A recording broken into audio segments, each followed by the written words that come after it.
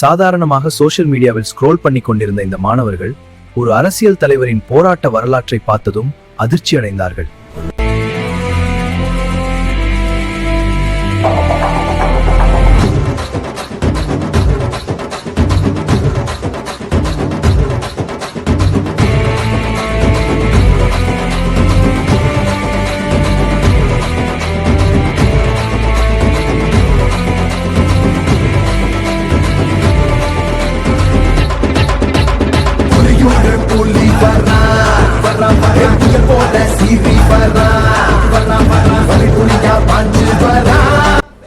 இவர்தான் தமிழக வாழ் கட்சி தலைவர் வேல்முருகனா?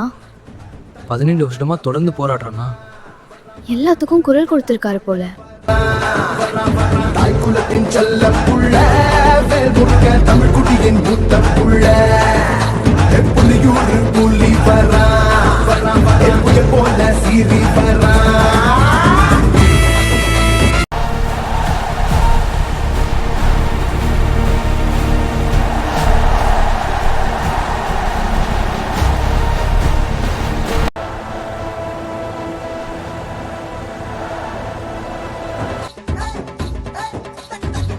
கரண புசுரல வச்சா ஈழத்தின் உறவ மனசுல தச்சா எங்களெல்லாம் அன்பா அரவணைச்சா இருந்ததெல்லாம் ஏழைக்கு பங்கு வச்சா நம்பியோரை காப்பதுதான் வேல்முருக பழக்கம். தமிழக மண்ணில் ஆயிரக்கணக்கான மக்கள் போராட்டங்கள், தமிழர் உரிமைக்காக தொடர் குரல், வாழ்வுரிமைக்காக நேரடி போராட்டம். நம்மள மாதிரி இளம் தலைமுறைக்கு தெரியவே தெரியல. சட்டமன்றத்தில் இவ்வளவு பேசியிருக்காரு. கடந்த 5 வருடம் அசெம்பிளில தொடர்ந்து, அதுவும் தமிழர் வேலை தமிழருக்கேன்னு சட்டம் கொண்டு வந்திருக்காரு. சட்டமன்றத்தில் முழக்கம், மண்ணுரிமை கோரிக்கை, வேலை உரிமை கோரிக்கை, தமிழர் எதிர்காலம் குறித்து நேரடி வாதம் கோரிக்கை.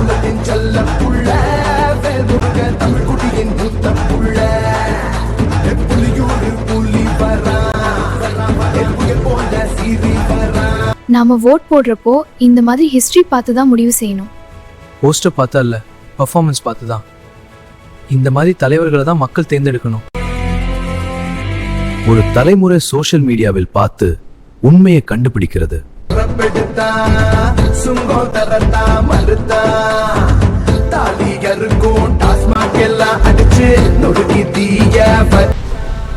தமிழினத்திற்கும் தமிழ்நாட்டுக்கும் பல போராட்டங்கள் செய்து உழைத்தவரை தமிழ்நாடு அறிய வேண்டும்.